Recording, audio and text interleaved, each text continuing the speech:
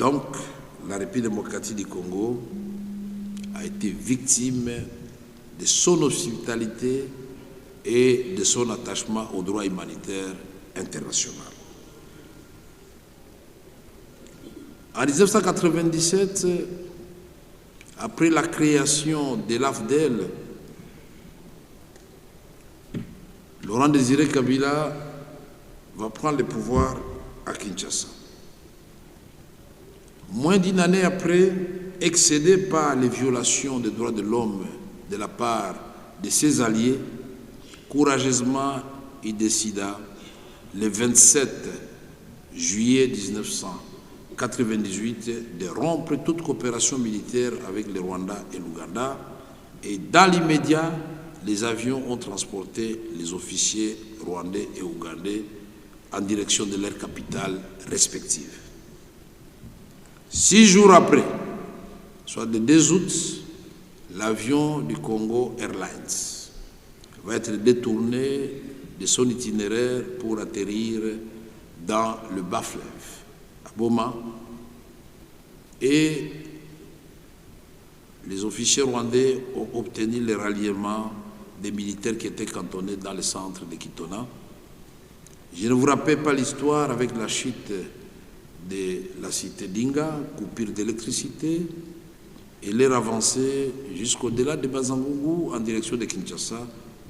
N'eût été les décisions prises le 8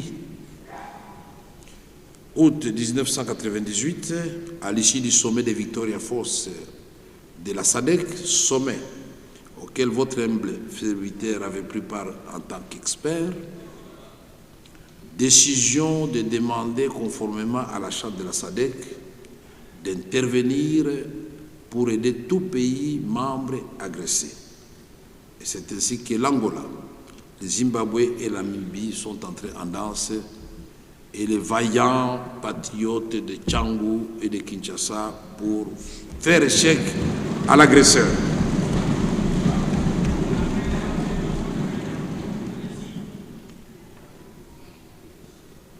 L'accord de Lusaka conclut le 10 juillet, le 30 juillet et le 30 août entre la République démocratique du Congo, ses alliés et le Rwanda et le mouvement de rébellion.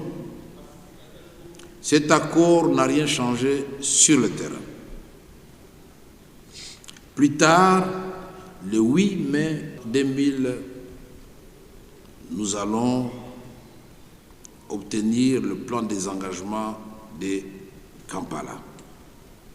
Pour ceux qui ne comprennent pas le langage militaire, c'est-à-dire les troupes là où ils étaient en confrontation. À Bwende, à l'Équateur, à Lissala, à l'Équateur, à Kabinda, dans le Grand Kasaï, et à Kabalo, dans le Grand Katanga. Ces troupes devaient se déporter de 15 km en arrière pour laisser la place aux observateurs des Nations Unies pour rendre la reprise de la guerre impossible.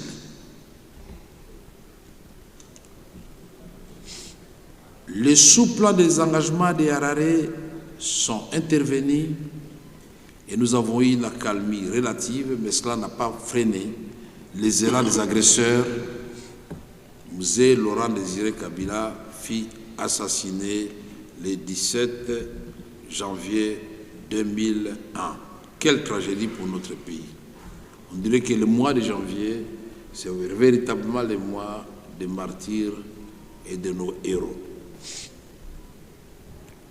Dans la quête, toujours, de la paix, je le rappelle, puisque l'histoire se répète, nous nous retrouvons encore une fois dans la même situation, et pour éviter les erreurs du passé, nous allons de Lusaka nous rendre à Gaborone, de Gaborone à Addis Abeba, Lagos, Bruxelles, pour atterrir à Sun City, où nous avions signé l'accord global et inclusif le 17 décembre 2002.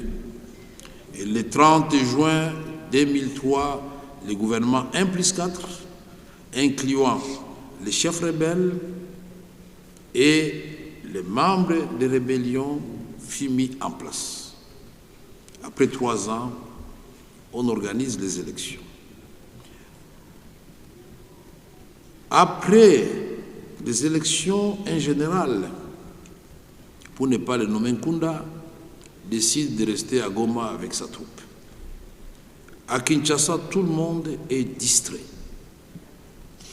Mais voilà que le CNDP va prendre le saké et la guerre va commencer à Goma. Défait par